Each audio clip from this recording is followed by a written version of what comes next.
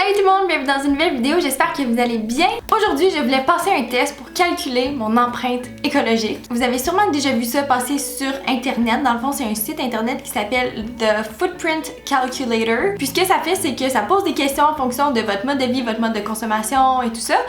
Puis ça va calculer votre empreinte écologique. Donc la réponse que le quiz va nous donner, c'est le nombre de planètes que ça nous prendrait si tout le monde consommait comme moi.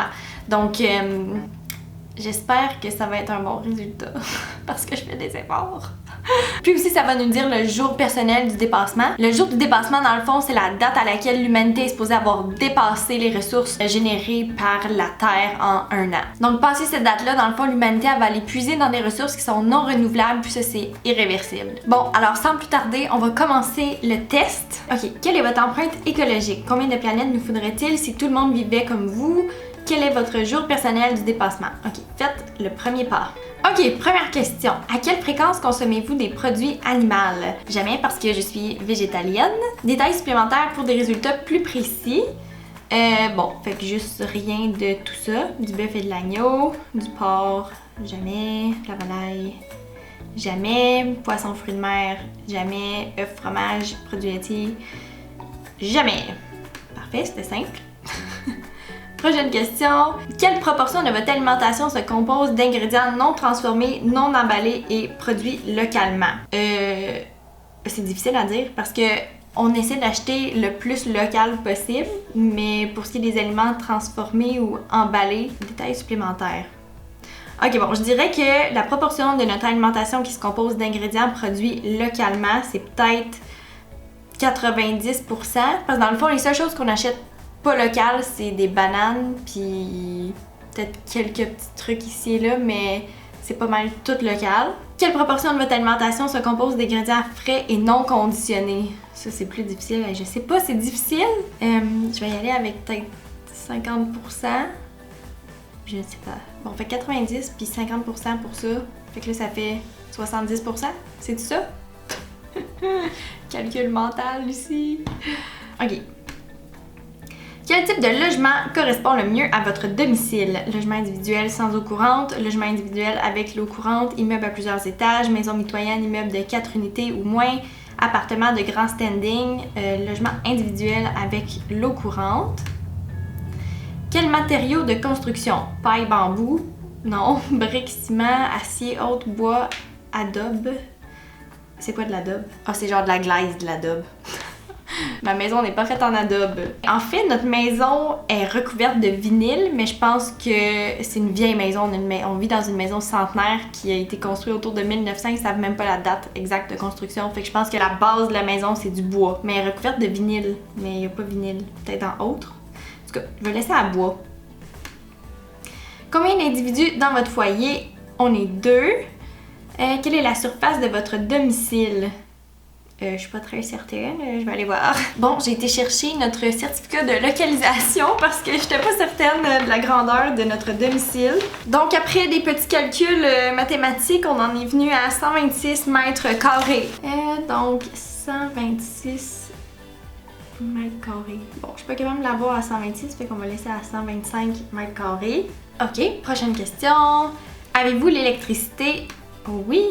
Quelle est l'efficacité énergétique de votre logement? Médiocre, éclairage gourmand en énergie, appareil ménager standard. Moyenne, appareil ménager récent, climatisation contrôlée. Plus efficace que la moyenne, bonne isolation, éclairage et appareil ménager efficace, utilisation modérée. Je dirais que vu qu'on a vraiment une vieille maison, l'isolation est peut-être pas la meilleure. Fait que je vais y aller avec moyenne parce qu'on a quand même des appareils ménagers qui sont récents.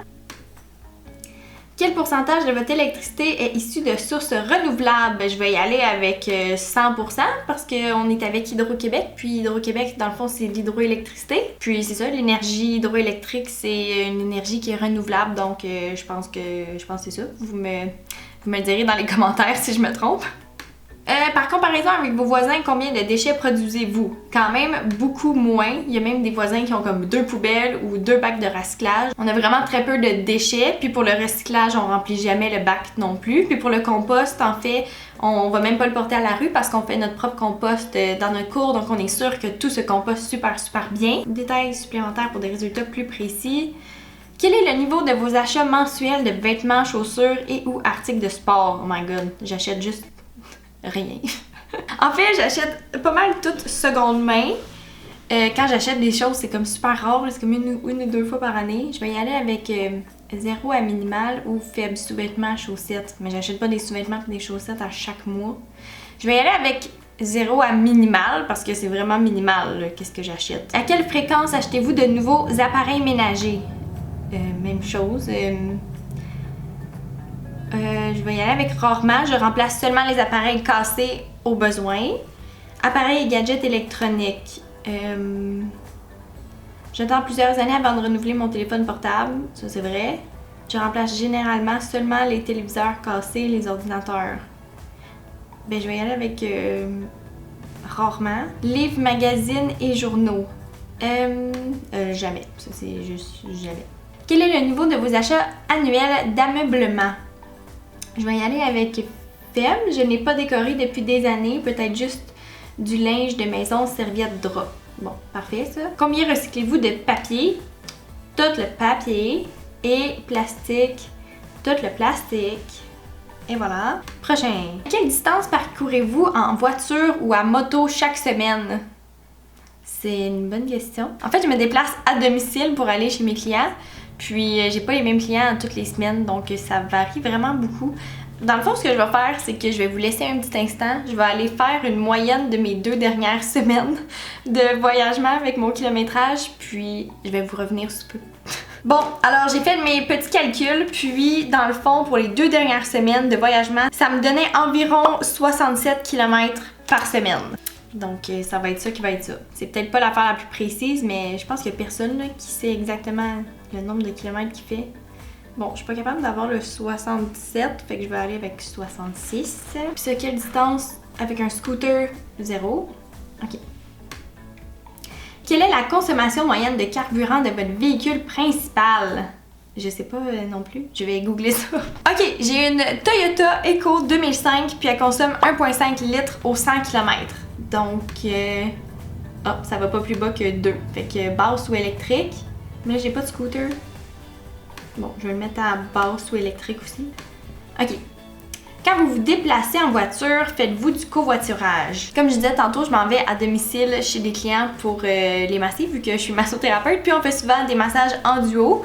Donc souvent, on va se déplacer 2 par 2. Mais je dirais que la plupart du temps, je suis toute seule. Donc je vais y aller avec... je sais pas. Puis tu sais, comme quand on va chez les amis, ben là, je vais avec mon chum. C'est sûr qu'on voiture. Je sais pas, mais peut-être, ouais, 3 fois sur 10 que je vais embarquer, faire du covoiturage avec quelqu'un. C'est difficile à dire. Je vais aller avec 30%. Empruntez-vous les transports en commun? Non, malheureusement, je suis désolée. Mais au moins, ce que je fais, c'est que j'essaie de pas faire de sorties inutiles. Fait que si mettons je vais travailler, je vais en profiter pour aller à l'épicerie en revenant chez moi. Fait que j'ai pas besoin de faire une sortie juste pour aller faire ça. Donc j'essaie vraiment de minimiser mes déplacements. Mais malheureusement, non, je prends pas les transports en commun vu que j'ai ma petite auto. Détails supplémentaires pour les résultats plus précis. Quelle distance parcourez-vous chaque semaine en train? 0. Oh. Quelle distance parcourez-vous chaque semaine en bus? 0 aussi. Sauvegarder. Ok. Combien d'heures voyagez-vous par avion chaque année? C'est difficile à dire. Les dernières années, on a toujours fait environ un voyage par année. Là, cette année, on n'a pas voyagé parce qu'on vient de s'acheter une maison, puis c'est ça. Fait que je sais pas, je fais-tu la moyenne ou chaque année? On va peut-être faire un voyage cet hiver. Je vais regarder pour le fun, voir notre voyage cet hiver, ça prendrait combien de temps. Ok, si on fait notre voyage cet hiver, c'est un vol qui est environ 4 heures. Fait que je vais y aller avec 4 heures aller, 4 heures retour, donc 8 heures environ. Oh, c'est fini? Les résultats? Oh my god, ok. Si tout le monde vivait comme vous, nous aurions besoin de 1,2 planètes.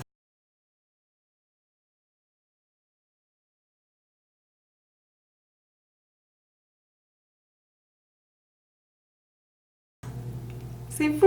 Oh mon dieu! On dirait que je suis déçue. Oh! Ok, votre jour personnel du dépassement est le 26 octobre. Fait que c'est bientôt là. Si tout le monde vivait comme vous, le jour du dépassement planétaire serait ce jour-là. Cela signifie qu'à cette date-là, nous aurions utilisé autant de ressources naturelles que la Terre est capable de renouveler durant l'année entière. En 2018, le jour du dépassement planétaire pour l'humanité est le 1er août. Ah, comparez votre score avec la France qui prend 2,9 planètes. Les États-Unis, 5 planètes. Voyons donc. La Chine, 2,1 planètes. Afrique du Sud, 2 planètes. Le Brésil, 1,8 planètes. Tu sais, oui, je suis plus basse que les autres, mais 1,2 planètes, c'est déjà trop. Là. Même une planète au complet, c'est trop. On devrait pas avoir à utiliser les ressources complètes de la planète en une année. On devrait en consommer vraiment moins pour laisser le temps à la planète de, c'est ça, se régénérer puis se renouveler et tout ça. Là. Je vous dirais que je suis un peu surprise parce que j'avoue que je fais quand même des efforts. Mais je pense que qu'est-ce qui m'a peut-être tiré dans le pied, c'est... On a une vieille maison qui est pas très bien isolée. J'utilise pas les transports en commun. Puis je covoiture pas énormément non plus. Fait que peut-être c'est les choses qui m'ont pas aidé non plus. Ok, voir les détails.